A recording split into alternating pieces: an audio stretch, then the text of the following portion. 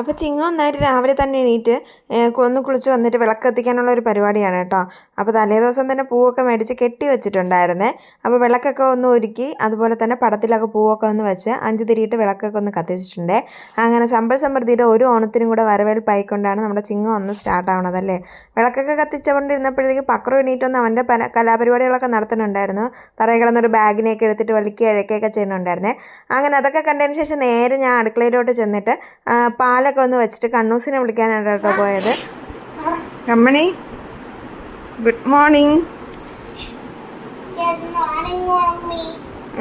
വലിയ ചിണുക്കമൊന്നും ഇല്ലാതെ കല്ലൂസും കണ്ണൂസും എണീച്ചു വന്നുകൊണ്ട് തന്നെ വളരെ എളുപ്പമായിരുന്നു കേട്ടോ കാര്യങ്ങളൊക്കെ. ഞാനും ചേട്ടനും പിള്ളേരും കൂടെ ഫസ്റ്റ് തന്നെ അമ്പലത്തിൽ പോകാമെന്ന് കരുതി. അങ്ങനെ കൊഞ്ചറ അമ്പലത്തിലോട്ടാണ് കേട്ടോ ആദ്യം പോയത്. അവിടെ ചെന്ന് അച്ഛനും മോളും കൂടെ തിരിയും എണ്ണയൊക്കെ വാങ്ങിച്ച് അമ്പലത്തിൽ കയറി തൊഴുതിയിട്ട് പിന്നെ പഞ്ചിറ അമ്പലത്തിലും കൂടെ ഒന്ന് പോയിട്ടുണ്ടായിരുന്നേ. അവിടെ നിന്ന് പിന്നെ കുഞ്ഞേരെ വീട്ടിലൊന്ന് ചെന്ന് ഒരു താലം എടുക്കണമായിരുന്നു. അപ്പോൾ എല്ലാ പ്രാവശ്യം എൻ്റെ അച്ഛനാണ് കേട്ടോ എനിക്ക് 1-ാം തീയതി കൈനീട്ടം തരണത്. ഈ പ്രാവശ്യം അച്ഛൻ്റെ കയ്യിൽ നിന്ന് കൈനീട്ടം കിട്ടിയില്ലല്ലോ എന്ന് വെച്ചപ്പോഴത്തേക്ക് ചിറ്റപ്പൻ്റെ കയ്യിൽ നിന്നാണ് കേട്ടോ കൈനീട്ടം കിട്ടി. എന്തായാലും സന്തോഷമായി. പിന്നെ ഞങ്ങൾ ചേട്ടനും ഞാനും പിള്ളേരും കൂടെ കാപ്പി കുടിക്കാനായിട്ട് കയറിയേ. അങ്ങനെ ഒന്ന് നെയ് റോസ്റ്റും കഴിച്ചിട്ട് വീട്ടിലോട്ട് പോയപ്പോഴത്തേക്കും വണ്ടി ഓട്ടിക്കാരനോടൊപ്പം ഞാൻ വണ്ടിയിൽ നിന്ന് ഷോ കാണിക്കാണ് കേട്ടോ.